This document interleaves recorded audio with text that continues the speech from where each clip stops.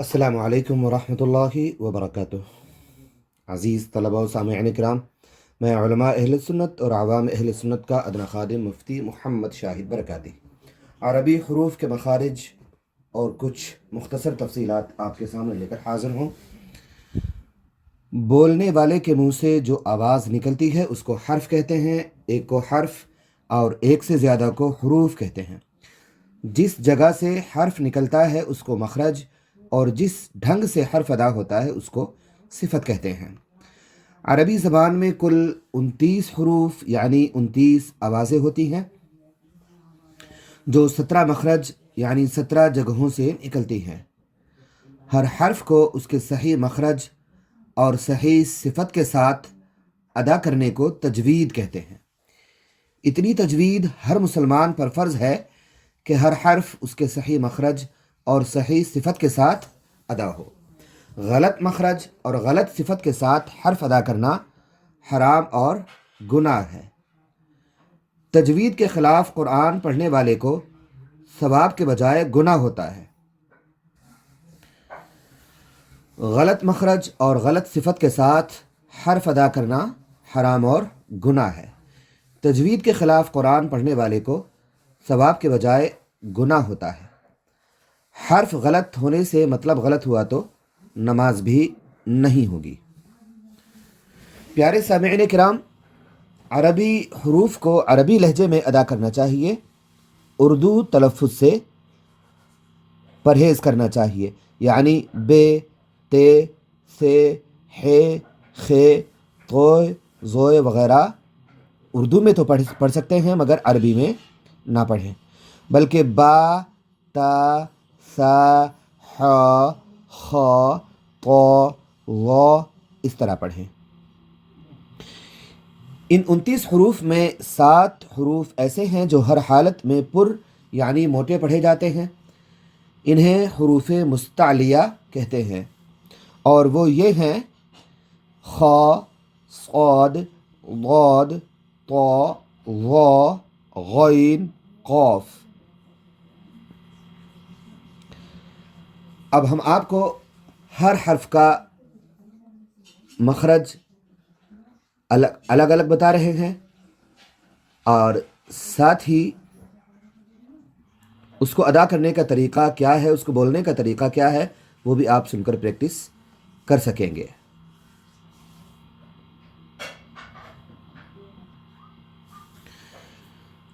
پہلا حرف ہے الف۔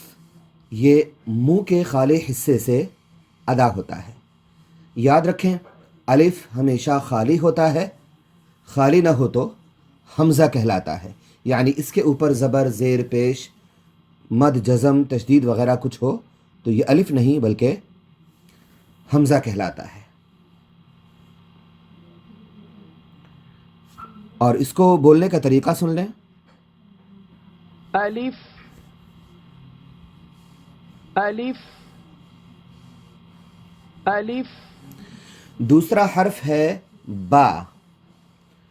یہ دونوں ہونٹوں کے اندرونی یعنی گیلے حصے کو ملا کر ادا ہوتا ہے۔ با با با۔ تیسرا حرف ہے تا۔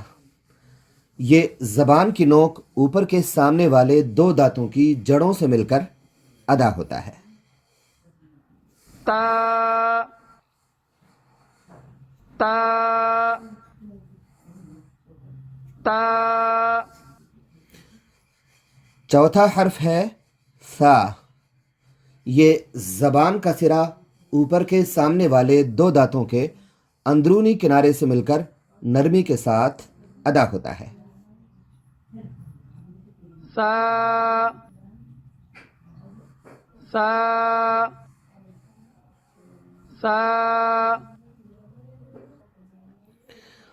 پانچواں حرف ہے جیم۔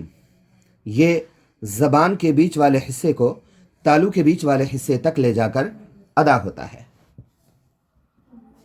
جیم جیم۔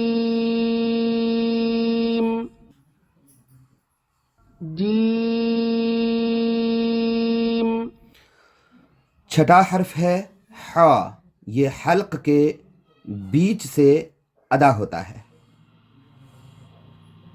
حا حا حا۔ ساتواں حرف ہے خا، یہ حلق کے اوپر والے حصے سے ادا ہوتا ہے۔ خا خا خا۔ آٹھواں حرف ہے دال، زبان کی نوک کو اوپر کے سامنے والے دو دانتوں کی جڑوں سے ملا کر ادا ہوتا ہے۔ جو مخرج تا کا ہے وہی دال کا بھی ہے۔ صفت یعنی ڈھنگ دونوں کے الگ الگ ہیں۔ دال دال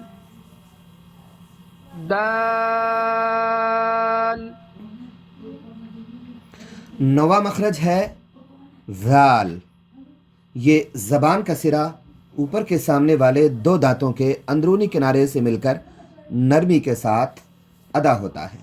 جو مخرج سا کا ہے وہی مخرج ذال کا ہے، مگر دونوں کی صفت یعنی ڈھنگ الگ الگ ہے۔ ذال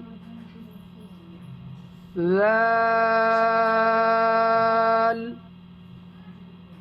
ذال۔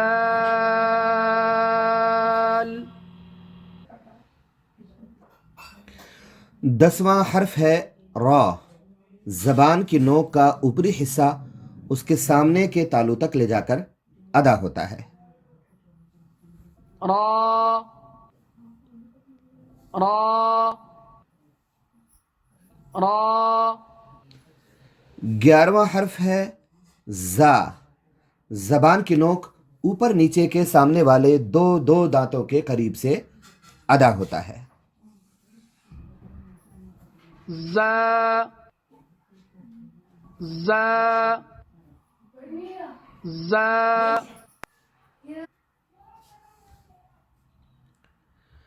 12واں حرف ہے سین، زبان کی نوک اوپر نیچے کے سامنے والے دو دانتوں کے قریب سے ادا ہوتا ہے، یعنی جو مخرج زا کا ہے وہی سین کا ہے، دونوں کی صفت الگ الگ ہے۔ سین سین سین۔ 13واں مخرج ہے شین، 13واں حرف ہے شین، زبان کے بیچ والے حصے کو تالو کے بیچ والے حصے تک لے جا کر ادا ہوتا ہے۔ جو مخرج جیم کا ہے وہی شین کا بھی ہے، دونوں کی صفت الگ ہے یعنی ڈھنگ الگ ہے۔ شین شین شین۔ 14واں حرف ہے صاد، زبان کی نوک اوپر نیچے کے سامنے والے دو دانتوں کے قریب سے ادا ہوتا ہے۔ جو مخرج زا اور سین کا ہے وہی صاد کا بھی ہے، مگر تینوں کے صفت یعنی ڈھنگ الگ الگ ہیں۔ صاد صاد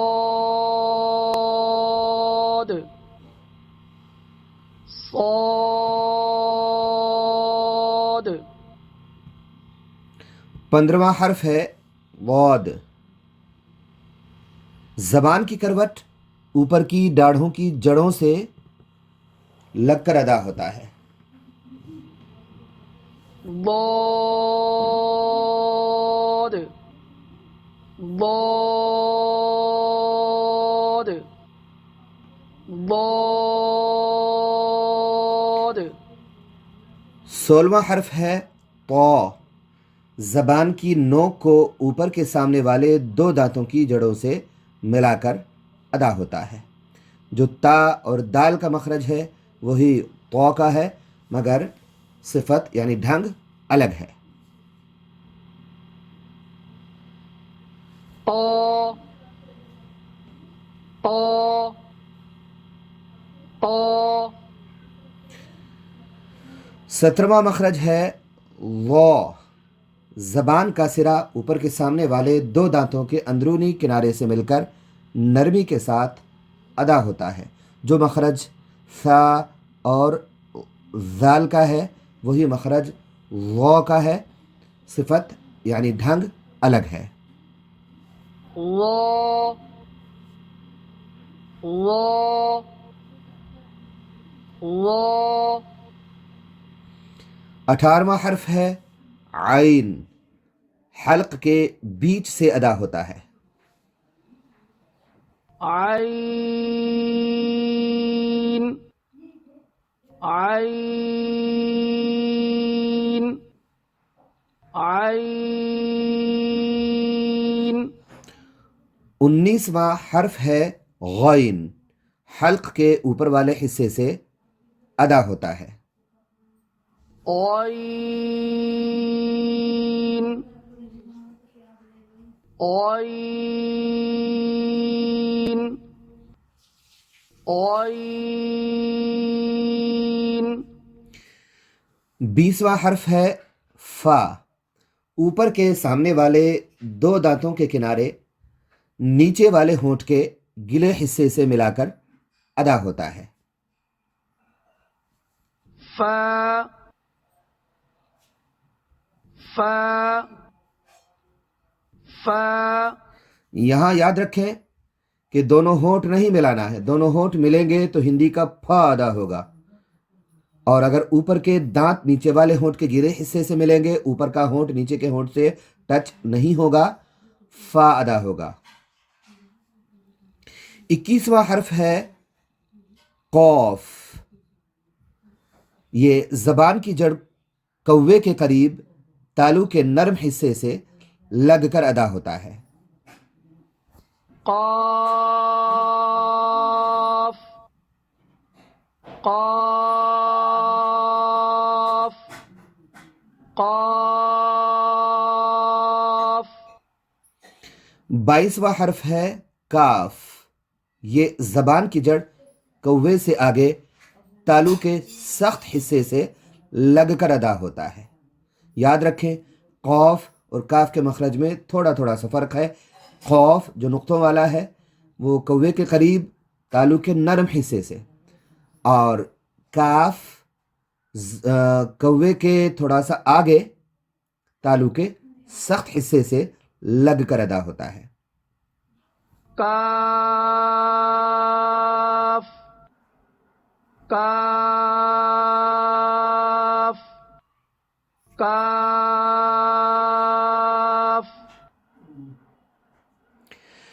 23واں حرف ہے لام.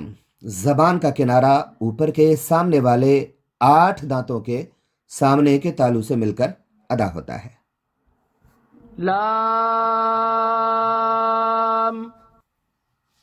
لام لام 24واں حرف ہے میم. دونوں ہونٹوں کا باہر والا یعنی سوکھا حصہ مل کر ادا ہوتا ہے. میم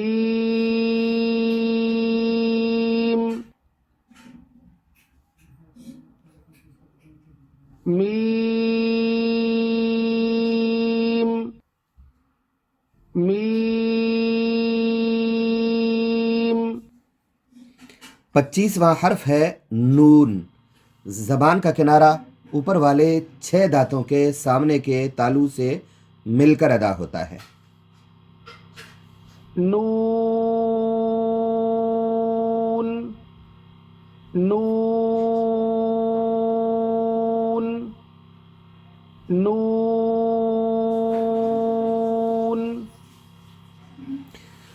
یاد رکھیں لام اور نون کا مخرج بہت قریب قریب ہے، تو دونوں میں کنفیوژن نہیں رہنا چاہیے. صرف 2 دانتوں کا فرق ہے. لام 8 दांतों से अदा होता है, नून 6 दांतों से अदा होता है।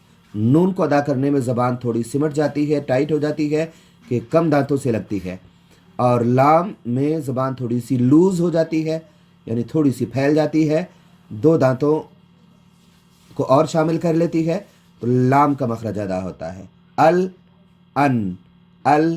अन, इस तरह से इसकी प्रैक्टिस करते हैं। 26वां हर्फ है वाव। ये दोनों होठों को गोल करके बीच में थोड़ा खुला रखकर अदा होता है। واو واو واو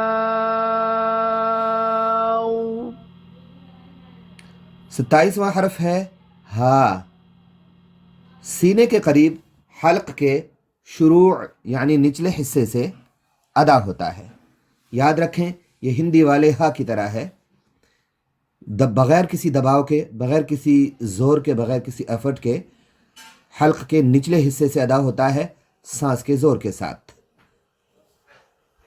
हा हा हा याद रखें, हा और हा में फ़र्क है। हा जो जीम के साथ है वो हल्क के बीच वाले हिस्से से अदा होता है, प्रेशर के साथ अदा होता है, दबाव के साथ अदा होता है, एफर्ट के साथ अदा होता है।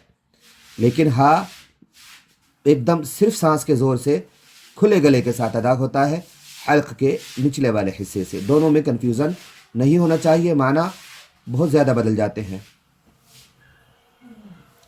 28वां हर्फ है हमज़ा। ये याद रखें कि अलिफ जब खाली नहीं होता उस पर ज़बर, ज़ेर, पेश, तशदीद, जज़्म या बग़ैर किसी हर्फ को मिलाए खुद उसी के ऊपर मद होता है, तो ये हमज़ा कहलाता है। आ, ई, ऊ ये हमज़े की आवाज़ है, और बा अलिफ ज़बर बा ये अलिफ की आवाज़ है। हमज़ा सीने के करीब हल्क के निचले हिस्से से अदा होता है। हमज़ा और हा, जिसको आप छोटा हा कहते हैं, दोनों एक ही जगह से अदा होते हैं। दोनों की सिफत में फ़र्क है, यानी ढंग में फ़र्क है। हमज़ा हमज़ा हमज़ा इसका नाम लेते वक्त कोई मखरज ज़ाहिर नहीं होता, लेकिन जब हम इसको अदा करेंगे ज़बर, ज़ेर, पेश के साथ, जज़्म के साथ, तब इसका मखरज ज़ाहिर होगा। हुरूफ के जो मखरज हैं असल तो तभी ज़ाहिर होते हैं जब उनको साकिन किया जाता है और उनसे पहले कोई हर्फ मिलाया जाता है, तब असल मखरज मालूम होता है। ये तो सिर्फ हुरूफ के नाम हैं, नामों से मखरज ज़ाहिर नहीं होता। आखिरी यानी 29वां हर्फ है या। ये ज़बान के बीच वाले हिस्से को तालू के बीच वाले हिस्से तक ले जाकर अदा होता है। जो मखरज जीम और शीन का है वही मखरज या का है, सिर्फ सिफत यानी अदा करने के ढंग यानी तरीक़े में फ़र्क है। या या या अब इन 29 हरूफ से अलग एक हर्फ है या, जो थोड़ा लंबा करके लिखा जाता है। कुछ लोग उसको छोटी या बड़ी या करके पढ़ते हैं। याद रखें, अरबी में छोटी बड़ी या का कोई फ़र्क नहीं होता है, सिर्फ एक ही या होती है, लिखने की शक्लें अलग अलग हैं। उर्दू और फ़ारसी में बड़ी या मजहूल पढ़ी जाती है, यानी छोटी या जब किसी लफ्ज़ के साथ किसी लफ्ज़ में आती है तो उसका तलफ़ुज़ ई की तरह होता है, जैसे बड़ी, खड़ी, पड़ी, लड़की, गोली, गाड़ी। और बड़ी वाली या जब उर्दू या फ़ारसी में आती है तो उसका तलफ़ुज़ ए की मात्रा की तरह होता है, जैसे बड़े, खड़े, पड़े, लड़के, गोले। ये बड़ी या का तरीक़ा है, ये अरबी में नहीं होती।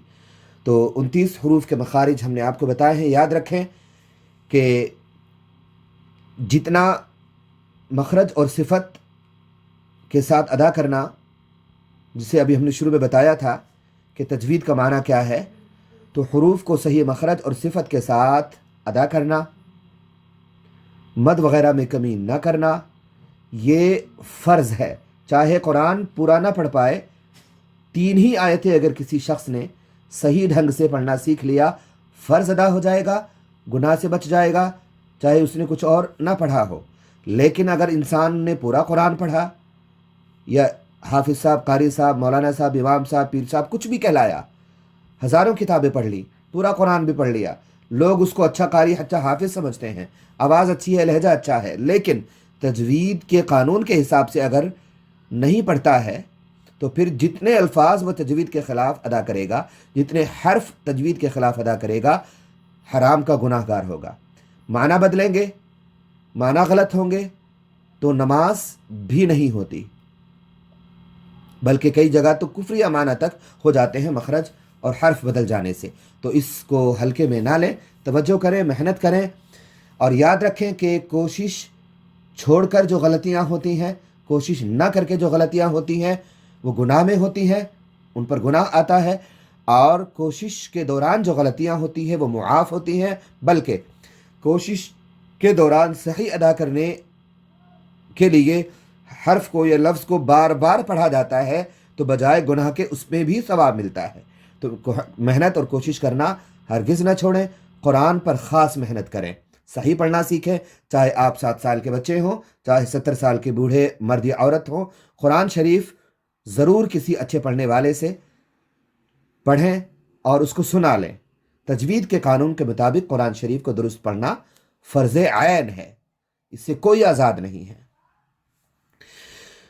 تو یہ ہماری ریکارڈنگ آپ تک ہم پہنچا رہے ہیں یوٹیوب کے ذریعے سے،